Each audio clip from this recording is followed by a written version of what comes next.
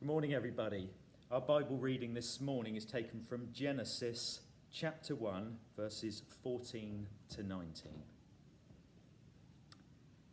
And God said, "Let there be lights in the expanse of the sky to separate the day from night.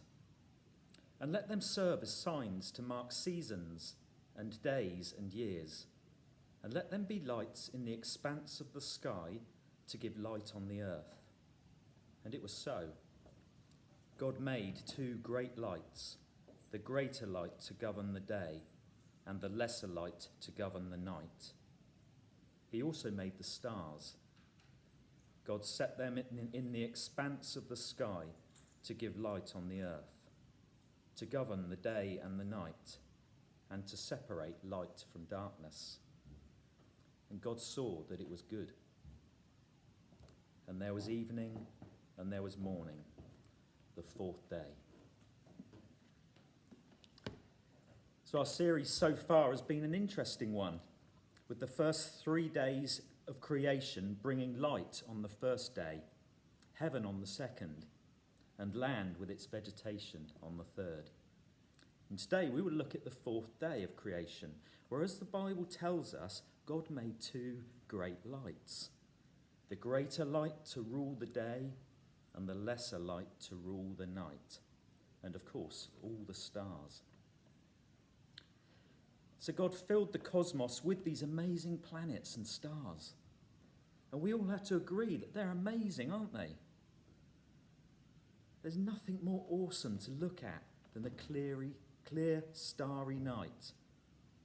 But you may notice that the text doesn't really make much of a song and dance about the cosmos. In fact, Genesis 1 doesn't even refer to the sun and moon by name. In fact, the text deliberately avoids using these terms. Why is this? Why is it that the stars get so brief a mention? It doesn't feel as if they're even given the introduction of awe and beauty that we might think they deserve. It just says, "and the stars." So yes, why is this? We find the cosmos so amazing, and yet its creation seems a little downplayed. Modern biblical scholarship tells us that our writer would probably have been bringing the creation narrative together into the form that we read today whilst living in the context of exile. Put together from ancient written texts, oral teachings, and stories that were handed down from generation to generation.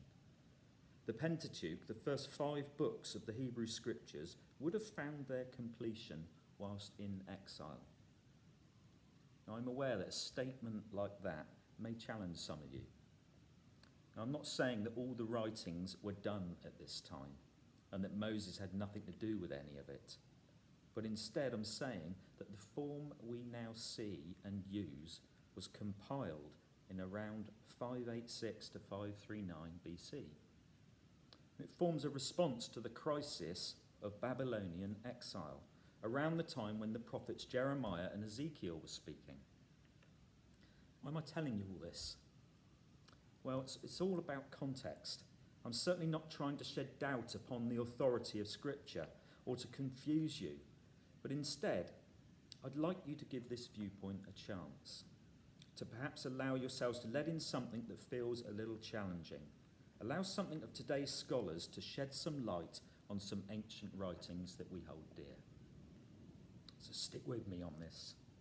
And believe me, I've spent the last few years learning all sorts of theology, which has gone against the grain of the wonderful teaching that I have experienced in church over the years. Only to find that when I allowed space for something different, that I felt a little comfortable with, my eyes were opened to other possibilities, which caused me to study and make my own mind up, which is what each of us are encouraged to do. What I wouldn't recommend any of you doing, if you're going to research anything about our stars and planets, is typing the words "heavenly bodies" into Google.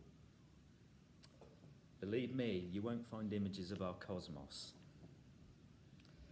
I hope this reading of creation helps you to understand why our creation narrative came about in the shape it is today.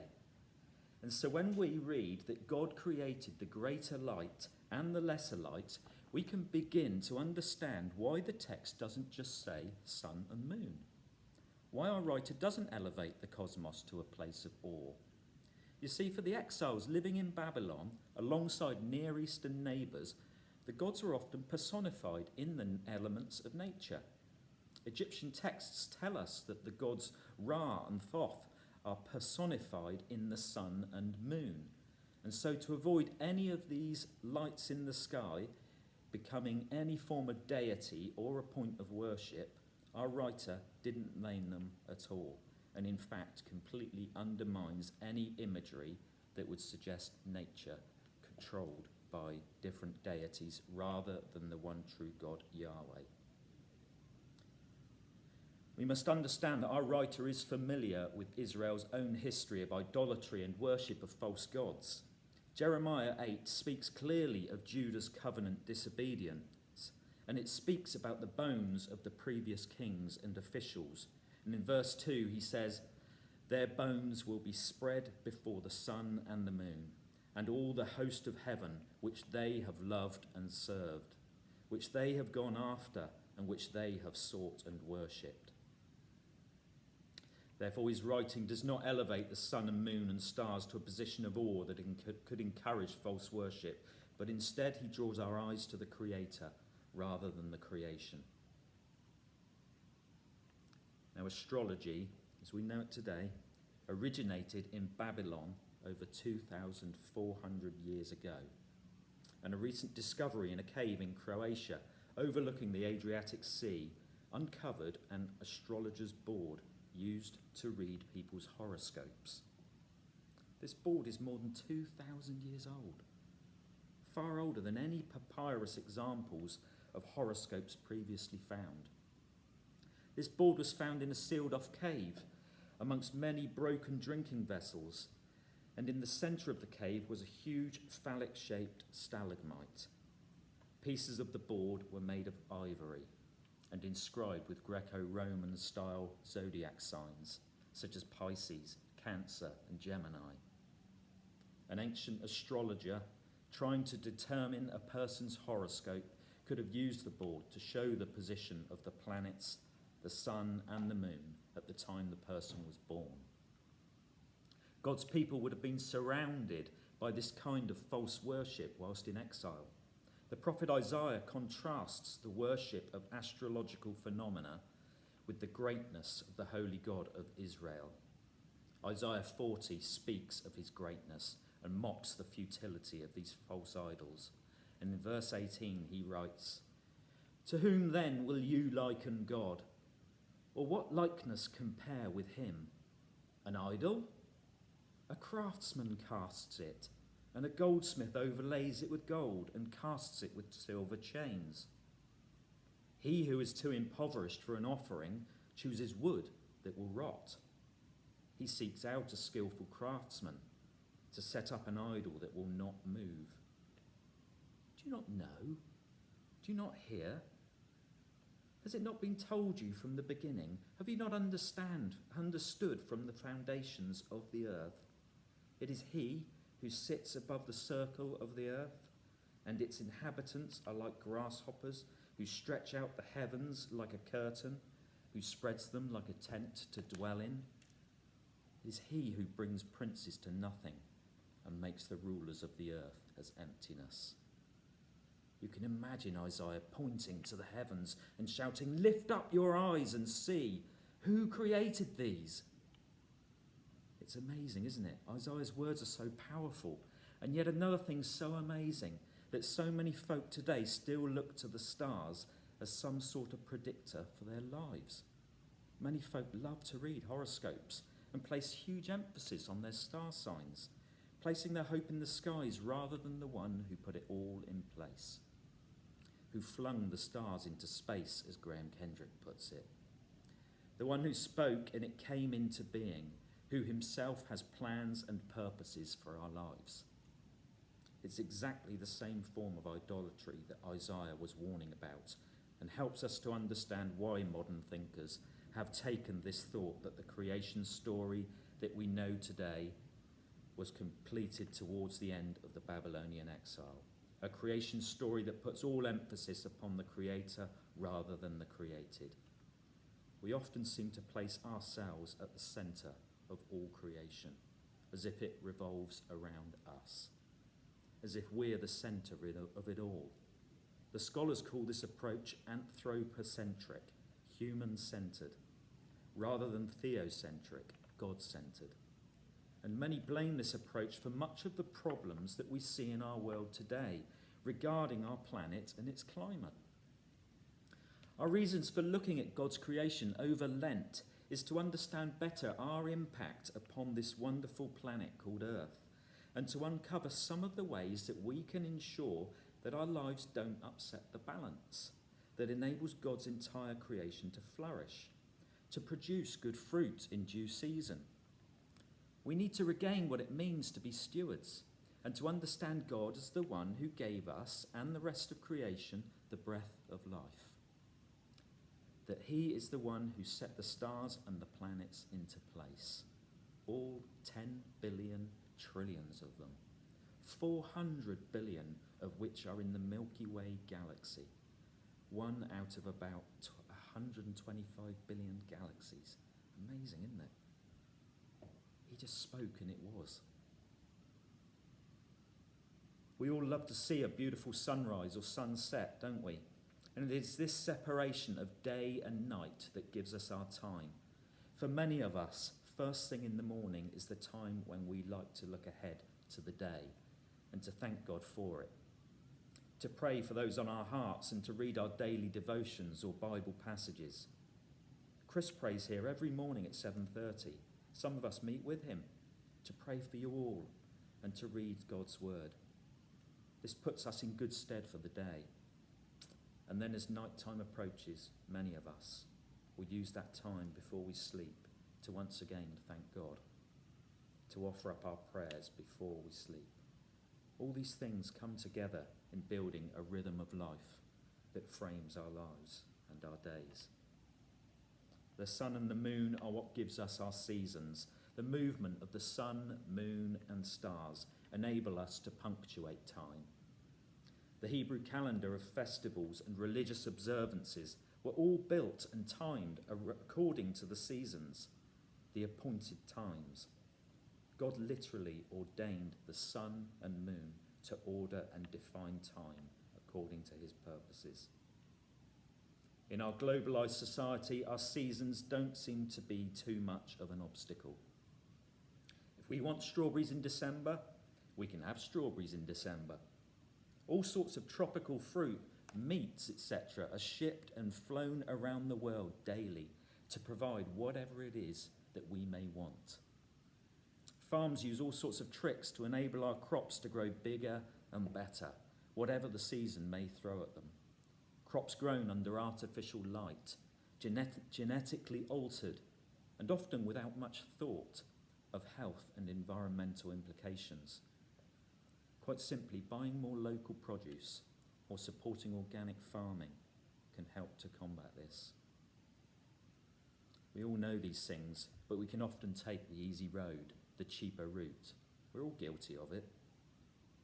God has given us what we need, and yet we choose to play God by ignoring the seasons, by messing with the genetics of plants, by caging up birds and animals and feeding them unnatural foods. We choose to put our ways above God's ways.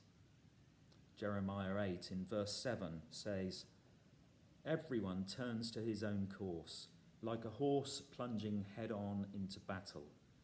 Even the stork knows her times, and the turtle dove, swallow, and crane keep the time of their coming.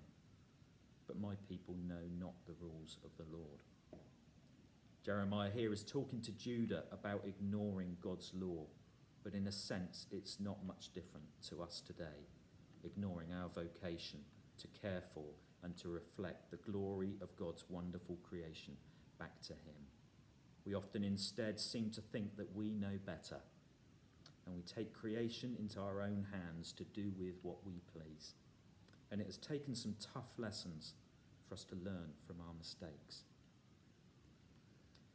It's always so amazing how migratory birds fly south for the winter and return each spring.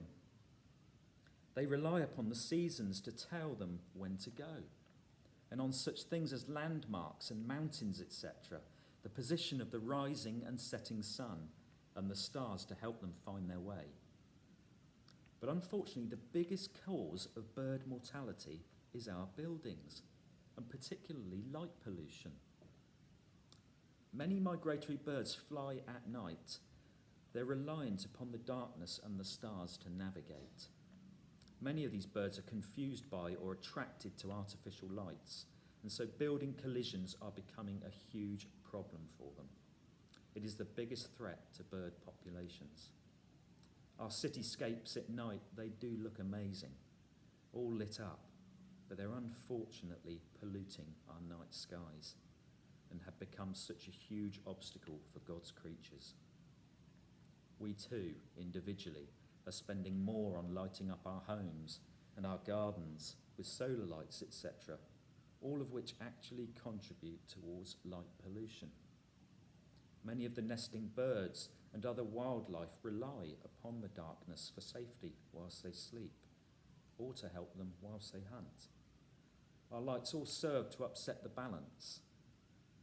I thought it was marvellous when the council began to switch off the street lights in our road for some of the night. It was lovely experiencing the darkness. I'm sure I sleep better when it's dark. And in fact, it is true that artificial light affects us. The 24-hour day-night cycle, known as the circadian clock, affects physiological processes in almost all organisms, including us. Studies show that the circadian cycle controls from 10 to 15% of our genes.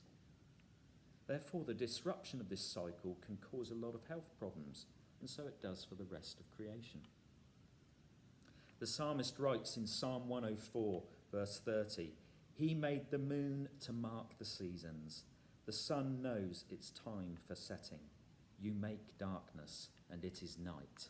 When all the beasts of the forests creep about, the young lions roar for their prey, seeking their food from God. When the sun rises, they steal away and lie down in their dens. Man goes out to his work and to his labour until the evening." God created these lights in the sky to separate light from darkness, night from day. The lights still continue to do what God appointed them to do.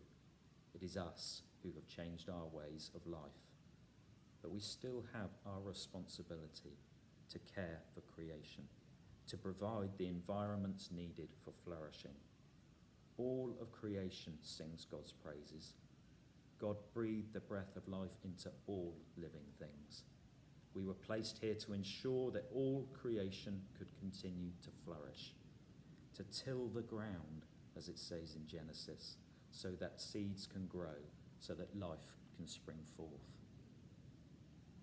I remember one summer when my children were quite young, maybe around 10 years old, and I said to them, "Why don't we get a blanket and our pillows and go outside and sleep on the trampoline tonight?" It was lovely laying there in the warmth and quite a comfortable surface. The three of us staring directly up at the sky, watching shooting stars and satellites moving across the night sky. They were full of questions and so excited about everything they could see. Matthew writes in verse 18 of his gospel, "Truly I say to you, unless you turn and become like children, you will never enter the kingdom of heaven." It is Jesus' desire that we should look to God with the same awe and wonder, with the same excitement that children have when they accept the things that they don't fully understand, the things that are sometimes indescribable, as Louis Giglio puts it in his wonderful talk about God and the universe. Jesus points us to the Father, and we must humble ourselves before him, realise our vulnerabilities, and just like a child, accept that we need a parent to show us the way, to be a light into our path. Job speaks about the constellations. He says in chapter 9, verse 9, Who made the Bear and the Orion, the Pleiades and the chambers of the south? When you lie down and stare up, you can't help but ask such questions. It's like staring into an endless deep. Impossible to count anything. The stars are so numerous. Genesis 15 speaks of God taking Abram outside and saying to him, "Look towards the heaven and count the stars, if you are able to count them. So shall your offspring be." The sheer number of stars visible to our eyes are impossible to count. The heavens really do fill you with awe and wonder and can cause you to feel really small. And yes, in the grand scheme of things, we are really small. Small, but not insignificant. God had us all in mind. As we lay there staring up at the night sky, our awesome, loving Creator God was looking back. He loves us.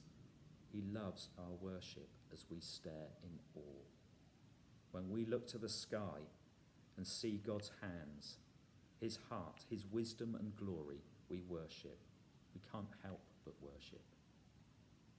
David used to spend many nights out in the field as a shepherd. He knew just what it was like to witness the most awesome of skies as he sat with his flocks in the darkness. You can see the outpouring of worship in the words of his psalm, Psalm 19. The heavens declare the glory of God, and the sky above proclaims his handiwork. January 17th, 1994, at 4:30 a.m., the residents of Los Angeles were woken by a 6.7 magnitude earthquake. That's huge. The power went out over the entire city. This is a city where usually nighttime light can be seen from an aeroplane 200 miles away. Some concerned residents went outside to check on things and began to stare in wonder at the night sky. All lit up instead with stars and planets and satellites, etc.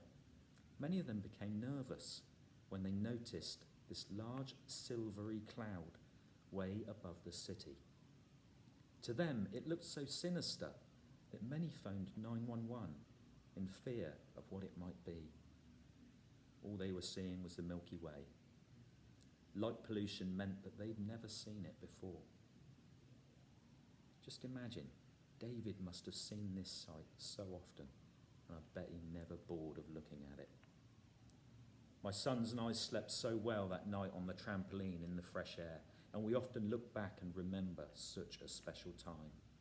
And yes, it's so hard to conceive that our God, our transcendent God, above all powers, above all kings, above all nature and created things, the one who flung the stars into space, who set the world upon his axis, knows each one of us, created each one of us, loves each one of us. In his immanence, he knows every hair on our head. He counts and catches every tear that drops from our eyes. Psalm 8, 3-5 says, "When I look at your heavens, the work of your fingers, the moon and the stars which you have set in place, what is man that you are mindful of him? And the Son of Man that you care for him? Yet you have made him a little lower than the heavenly beings and crowned him with glory and honour." How awesome it is that our God, who created all of this that we see around us, the heavens and the earth, each one of us, the blocks used to build this wonderful church, the wood that forms its rafters. How wonderful it is that he should care for us, should love us so much that he would give his one and only Son to die for us, for our sinfulness. As he hung there upon the cross, the morning sky turned to darkness. And there, in the ground his body lay, light of the world by darkness slain. Then bursting forth in glorious day, up from the grave he rose again. I pray that during this time of Lent, as we journey towards the cross of Christ, that our season of looking at the work of our Father's creative hands would cause us to walk in the light of his resurrection, deep in the knowledge and realization of the positive effects that we can have upon the world that God so loves, of the light that we can shed into the areas of darkness because of Christ in us, and be people prepared to take up that vocation, to till the ground, to cultivate it, to carry on providing good soil for those who will inherit what we leave behind. Good soil that encourages the whole of creation to go on flourishing, that we would see ourselves as people made in his image, who along with the rest of creation can reflect our praise back to the Creator. Amen.